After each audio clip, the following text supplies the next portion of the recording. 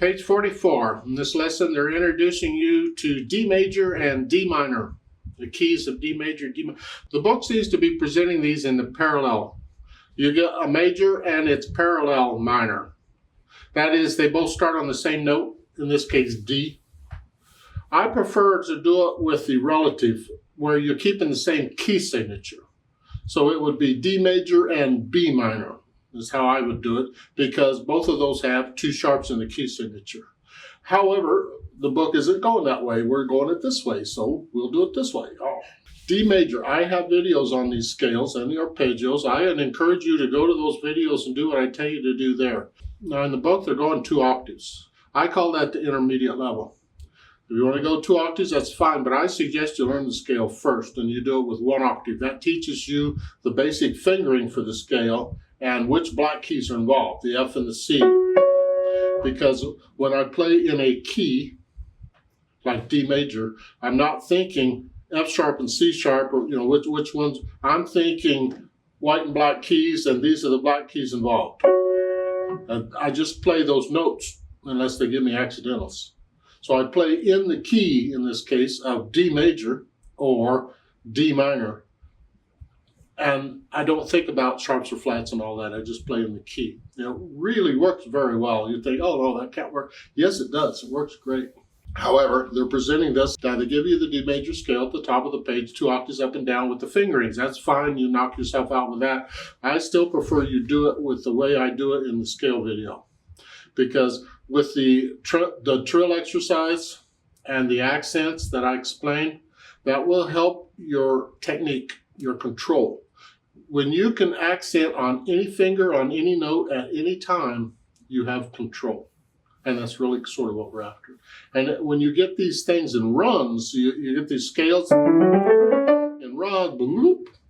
Well, when you're thinking accents and you learn to do it in accents, you'll find your scales, your runs will be so much smoother. After the scale, they give you the arpeggio. And again, I got playlist on arpeggios, and I cover all these 1 chord or the primary chord arpeggios, which they're showing here. I don't use the fingering they're using, because some teachers teach that. The right hand is the same as 1, 3, that. But in the left hand, I don't go 5, 3, I go 5, 4.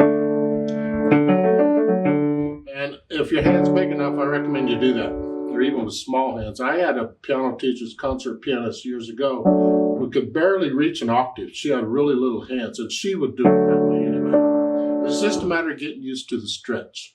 But there, if you use the tremolo exercise I present in the video for the arpeggios, it will help you out a lot. When I first started studying arpeggios in college and learning them, the technique, I had to start with the full diminished 7th arpeggios, because those are actually all minor thirds apart. That makes your hands spread apart. And you do the tremolo exercise for those diminished arpeggios, you get used to having your fingers apart. And you get to where you can actually sort of relax when you're doing that. And so I had to do those along with these. So I would encourage you to go to my playlist on the diminished 7th arpeggios and just do the one that starts on D here. And if you do that, see, each note is a minor third apart and your hand spreads out. And that's a really good starting point for doing arpeggios, in my opinion. So I would encourage you to do that, even though the book doesn't present it that way. Now, the bottom half of the page is the D minor. That's where we're going from D major to D minor. Just lower no, D minor has 1 flat. We're going to use the harmonic minor. Remember, that's raise the 7th step. So the 7th step is a C, so we use C sharp. Using D harmonic minor. I got videos on that to have fun with that. And then at the bottom of the page, they give the arpeggio for it. And here they do give 5, 4. See the idea with the 5, 4 versus 5, 3? There's a difference of opinion on that too, don't you know? I was taught as a standard fingering policy, just fingering stuff, that if the distance between the 2 notes was a third, a minor third or a major third, not augmented third, but a minor third or a major third, and the 5th was involved, if I could, I should use 4th finger. Now, if it goes higher than that, then it's 3rd finger. Otherwise, it's 4th finger. was taught in college, and it works very well. It saves your other fingers for other things. And so that's what I teach. So I would use 5/4 on both of these arpeggios. Let me know if you have questions. Better still ask your teacher, but that's what I would recommend you do.